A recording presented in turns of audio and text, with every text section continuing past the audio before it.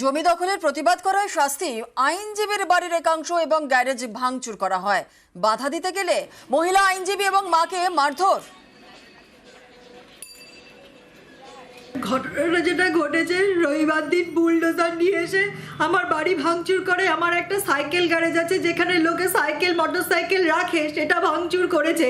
20-25 জন মিলে মারছে। আমার বয়স্ক মা, তাকে মারছে। আবার শুধু তাই না, রাত্রিবেলা 12টার সময় আবার বুলডোজার নিয়ে এসছে। বুলডোজার নিয়ে এসে ভাঙচুর করা, আমাদের ঘরের মধ্যে ঢুকিয়ে দিয়েছে, দিয়ে তালা মেরে দিয়েছে, দিয়ে বলছে নে এবার এদের শুদ্ধ দিয়ে বুলডোজার দিয়ে পিষেতে যাতে মরে যায়।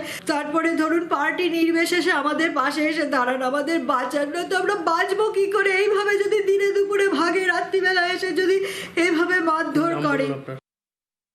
সেই দিন মেয়ে আগে বেরিয়ে যায়, বেরিয়ে যাওয়ার পর ওরা ধাক্কা টাক্কা মারে, আমি দেখে আগিয়ে যাই।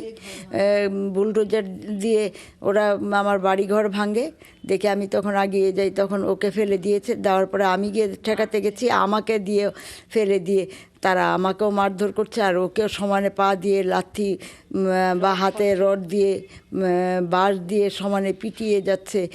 প্রশাসন কোনো রকম ব্যবস্থা নিক, আমি এইটাই চাই, বা আমার পাশে এসে দাঁড়াক, আমি সেটাই চাইছি। শান্তিপুরের এই ঘটনায় কাঠগড়ায় তৃণমূল নেতৃত্ব মারধর, উনি পড়ে গিয়ে উচুট খেয়ে পড়ে গিয়ে হচ্ছে ঠুটনি লেগেছে।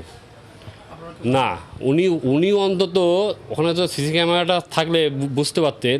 এরকম টিন ধরে না চেলে মার, যদি কারো গলায় লেগে গলা কেটে চলে যাবে। উনি ঘর থেকে সিসি ক্যামেরা অফ করেছে, করে দিয়ে সিসি ক্যামেরা বাস দিয়ে ভেঙে আমার দই দিচ্ছে। না এখানে তৃণমূল কংগ্রেসের কোনো দই নেই তো, ফ্যাক্ট নেই তো। জমিটা আমি কিনেছি ন্যায্য টাকা দিয়ে, এখানে তৃণমূল কংগ্রেস কোথা থেকে আসবে? দল না, ভুল দল আমি করতে পারি, এখানে দলের কোনো কথা আসবে না তো।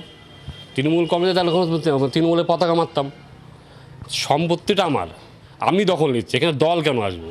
উনি গায়ে তো দোষ চাপিয়ে দিলে হবে না। শান্তিপুর থানায় লিখিত অভিযোগ দায়ের আক্রান্তের।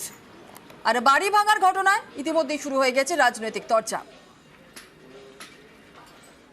আমার যেটা বক্তব্য, যে জমি সংক্রান্ত বিষয়ে কি আছে, সেটা পারিবারিক কি বিষয় আছে সেটা আমি জানি না, কিন্তু একজন মহিলা আইনজীবী তাকে এভাবে মারা এবং রক্তাক্ত করে দেওয়া, এটা ঠিক কাজ নয়। প্রশাসন নির্দিষ্টভাবেই তার ভূমিকা নেওয়া উচিত এবং এই ঘটনার তীব্র নিন্দা করছি। অ্যাকচুয়ালি যে ঘটনা ঘটেছে এর পেছনে এখন কি কারণ আছে সেই বিষয়টা আমার তো জানা নেই, তবে মারধর হয়েছে এটা আমরা শুনেছি। তবে যদি এটা তৃণমূল লোকের নামে যদি দোষ দিয়ে থাকে, এটা ঠিক হবে না। আইনের পথে চলবে। সে যদি আমার দলের তৃণমূলের কোনো লোক হয়, তারও আইন কিন্তু তারকে সাজা দেবে, এটা আমি চাই। বা বিজেপির হোক বা সিপিএমের হোক, যেই হোক না কেন, অন্যায়কারীর কোনো জাত হয় না। তবে যদি সে অন্যায় করে থাকে, আইনের পথে চলবে।